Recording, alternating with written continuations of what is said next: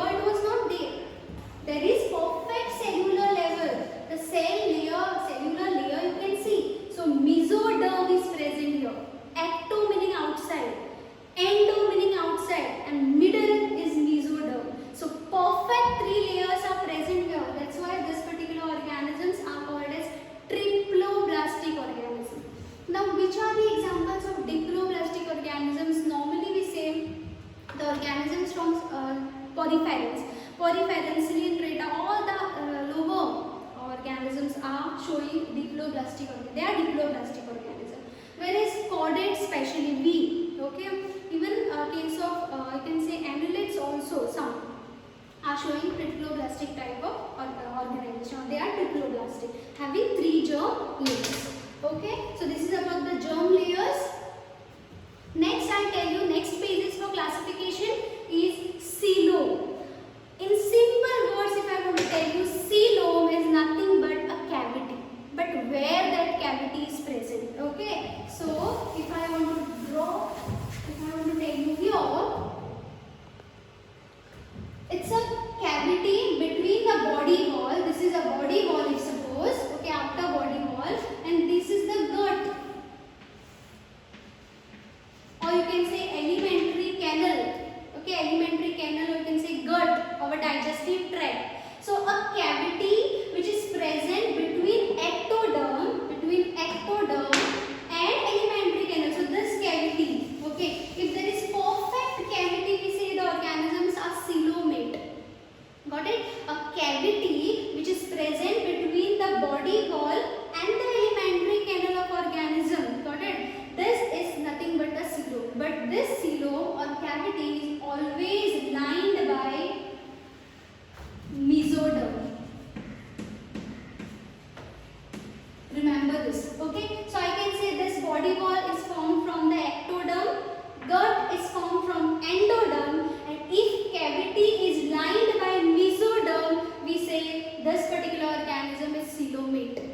If organism is having this cavity, the cavity which is present between the body wall and the alimentary canal, and cavity is lined by mesoderm, we say the organisms are coelomate. Got it? If this cavity is not present, or animals are referred as acoelomate. Got it? Coelomate meaning cavity is there. Acoelomate, cavity is not there.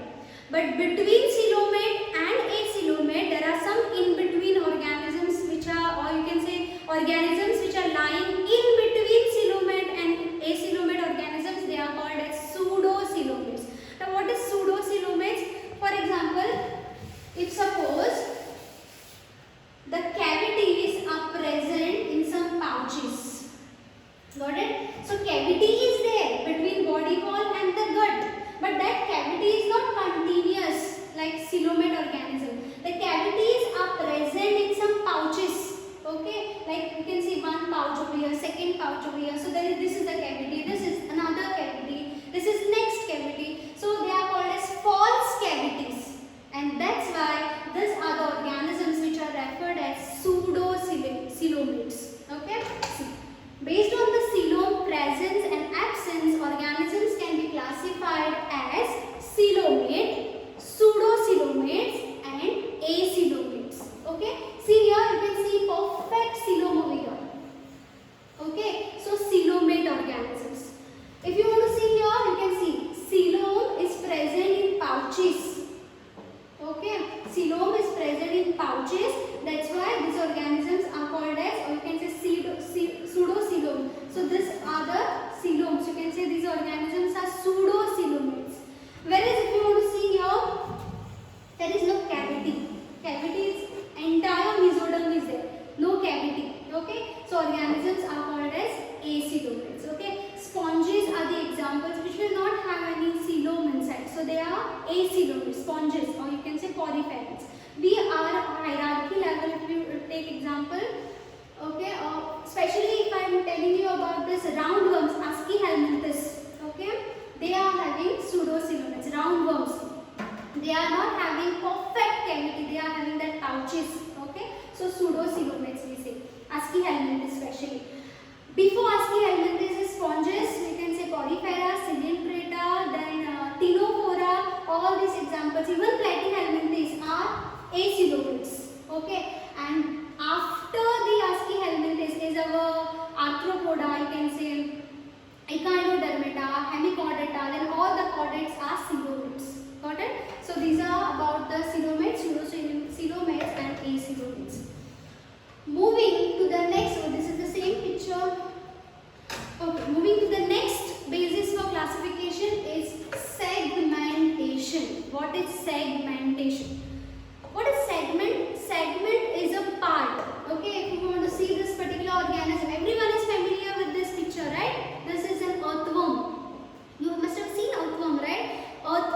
body is showing rings like thing, right? Part, ring. What are these rings? Are nothing but they are segments. Okay. Now these segments, they are not only superficial. Okay. The segments are present superficially or externally as well as internally. So even if you remove one part, it will be easily taken out because the segment, secta you can say, is present internally also. So that is one segment. Second segment, third segment, exact segment is there. Okay. And in this segment, some of the organs are repeated, a serial repetition of organs in each of these segments. Okay, that's why this particular type of segments are called as metameric segment. You can see metamerism. Why we say metamerism or metameric segment? In these segments, some of the organs are repeated. Got it? So if I am taking example of this, see this is one segment, second segment, third segment, fourth segment. In each of the segments, if this is one particular structure, there is also structure here. This structure is repeated here. This structure is repeated here. These are especially the excretory structures, excretory organ or excretory structure. Okay, this structure is present in this segment also. This segment also. So some of the organs are repeated in each of the segment. And this, if I am taking this example as a coelom, this coelom is partitioned over here. Another coelom, next coelom. So here there is partitions. Okay, that's why this one segment is referred as metameres. Okay, they are referred as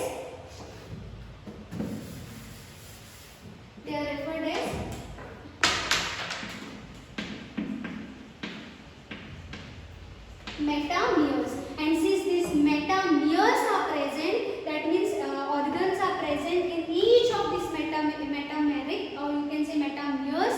The particular segmentation is referred as metamerism or metameric segmentation. Remember this, okay? Especially the annelids are having this metameric segmentation. Earthworm, okay? The last basis of classification is notochord. Notochord meaning what? Notochord simply referred as rod-like structure.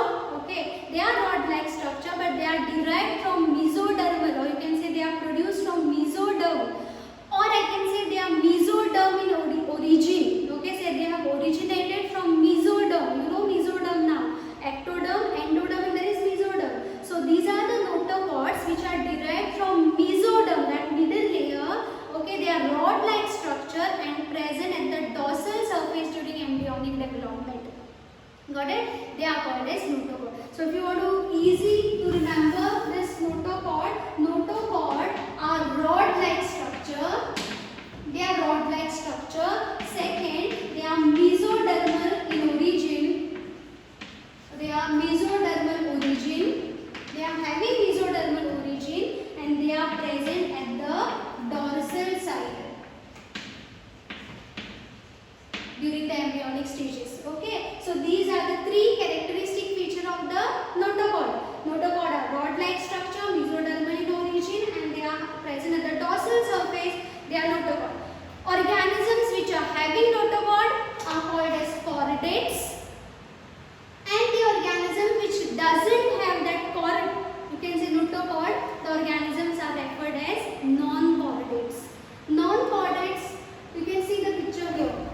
See here, invertebrates. Invertebrates meaning non-chordates, and vertebrates meaning chordates. Okay, vertebra you can say. So vertebrates are nothing but chordates, and invertebrates are referred as non-chordates. So all the examples what we have seen, sponges or poriferans, then Coelenterata, Ctenophora, then Aschelminthes, Platyhelminthes, Annelida, Echinodermata, Mollusca, Arthropoda, all these, or I can say sponges, phylum Porifera to Echinodermata, all are the invertebrates, all are non-chordates. Whereas hemichordate is actually in between, hemichordate. Okay, so hemichordata, further to hemichordata are the chordates. So you can say chordates phylum is divided into 5 subclasses. If you know that, yes, class species, then amphibians, reptilia, apes and mammalia. All these organisms are having the, you can say this, species meaning fish. Okay, next is the amphibians, frog. Okay, reptiles, then apes meaning